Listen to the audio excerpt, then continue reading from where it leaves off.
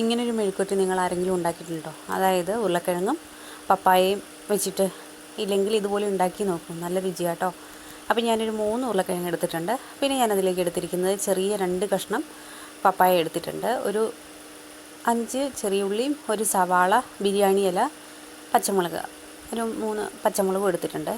പിന്നെ ഞാനതെല്ലാം ഒന്ന് കഴുകി വൃത്തിയാക്കിയിട്ട് കൊണ്ടുവന്നിട്ടുണ്ട്, ചെറിയ കഷ്ണങ്ങളാക്കി നുറുക്കിയെടുത്തിട്ടുണ്ട്. പിന്നെ ചട്ടി അടുപ്പത്ത് വെച്ചിട്ട് കടുക് പൊട്ടിച്ച് നമുക്ക് സവാള അതിലേക്ക് ഇട്ട് കൊടുത്തിട്ടുണ്ട്.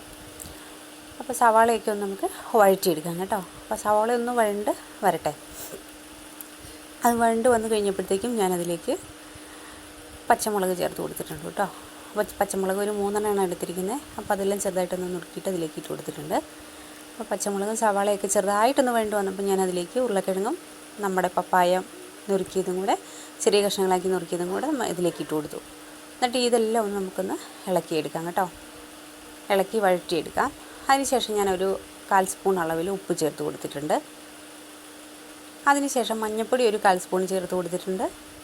എന്നിട്ട് നമുക്കതെല്ലാം കൂടെ ഒന്ന് വഴറ്റി എടുക്കാം കേട്ടോ. അതിലേക്ക് പിന്നെ ഞാൻ എടുത്തിരിക്കുന്നത് അതിലേക്ക് ചേർക്കാനുള്ള മസാലക്കൂട്ടാണ്. പെരിഞ്ജീരകം ഒരു 1/2 സ്പൂണ്, കുരുമുളക് ഒരു 1/2 സ്പൂൺ എടുത്തിട്ടുണ്ട്. പിന്നെ ഒരു 4-5 ചുവന്ന മുളക് എടുത്തിട്ടുണ്ട്, 5 വെളുത്തുള്ളി എടുത്തിട്ടുണ്ട്. അപ്പോൾ അതെല്ലാം ഒന്ന് മിക്സഡ് ജാറിൽ പൊടിച്ചിട്ട് ഞാനിപ്പോൾ ഈ കൂട്ടിലേക്ക് ഇട്ട് കൊടുത്തിട്ടുണ്ട്. അപ്പോൾ അതെല്ലാം ഒന്ന് ചെറുതായിട്ട് വഴറ്റിയെടുക്കുക. അതിനുശേഷം ഞാനതിലേക്ക് വെള്ളം ഒഴിച്ച് കൊടുക്കുന്നുണ്ട്. അപ്പോൾ ഇത് നികക്കെ വെള്ളം ഒഴിക്കണം. വേവാൻ ആവശ്യത്തിനുള്ള വെള്ളം ഒഴിച്ചിട്ട് ഒന്ന് മൂടി വെച്ച് വേവിച്ചെടുത്തിട്ടുണ്ട്.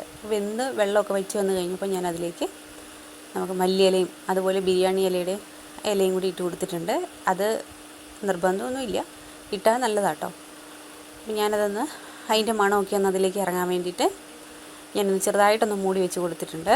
അപ്പോൾ നല്ല രുചികരമായ ഒരു മെഴുക്കുവരട്ടി കേട്ടോ. അപ്പോൾ ഇനി ഉരുളക്കിഴങ്ങ് ചേർക്കണമെന്നില്ല, പപ്പായ തന്നെ ആയാലും ഇങ്ങനെ ഉണ്ടാക്കാം കേട്ടോ.